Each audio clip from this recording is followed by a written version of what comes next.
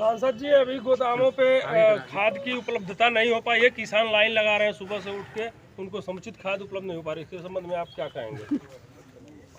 इस बात को भी उठाया जाएगा। जो हमारा काम ही क्या है। आप मेरा अनुरोध है कि जो लोग आकर बड़ी बड़ी बातें कर जाते हैं आपके यहाँ कि सब कुछ राम राज चल रहा है, उनको भी एक तस्वीर बता दिया करिए कि सच्चाई ये है। मैं जब चलता हूँ तो कई जिलों में जाता हूँ जहाँ रोड से दिखता है, वहाँ लोग लाइन लगा कर खड़े हुए हैं खाद के लिए है। आप चले जाइए, कहीं नापी करवा लीजिए। मेरे पास एक मामला आया था, हाँ, अभी उसको भी डीएम के नॉलेज में लाया। कोर्ट का आदेश है, स्टे ऑर्डर है, एसडीएम ने उसको मान लिया है, डीएम ने उस पर कर दिया है। लेखपाल बोल रहा है कि फिर भी मैं नापी करने जाऊंगा। आप बोल दीजिएगा कि ऊपर से फोन आया था तो मैं हट जाऊंगा, क्योंकि राजू का आदेश बनाओ। तो अगर लेखपाल इतना बेकाबू हो सकता है कि कोर्ट और एसडीएम और डीएम से ऊपर बात कर सकता है।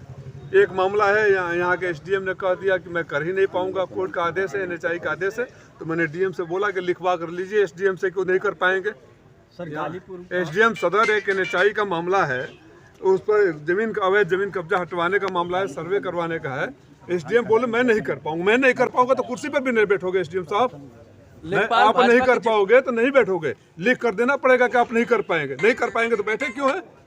वो मैंने कागज दिया है डीएम को। मैं ये फिर बता रहा हूँ, अधिकारियों को चेतावनी इस कलेक्ट्रेट में खड़ा होकर आपके सामने दे रहा हूँ।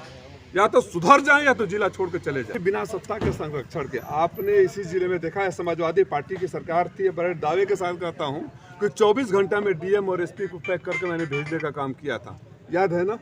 शिकायत ऐसी क्रमशः ऐसी शिकायतें आई थी, आप सारे गवाह हैं। कम्युनिटी सेंटर में डीएम, एसडीएम, एडीएम सारे तहसीलदारों के साथ सारे गाँव के प्रधानों और सचिवों को बैठा दिया कि कम्युनिटी सेंटर में बैठो, अपनी बात को त्वरित निस्तारण हुआ। और यहाँ एक मामला आता है, भाजपा का वरिष्ठ नेता कहता है और कोई कार्रवाई नहीं होती है।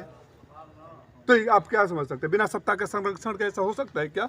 बिना सत्ता के संरक्षण के लेखपाल बोल सकता है क्या कि कोर्ट का और डीएम का आदेश को नहीं मानूंगा?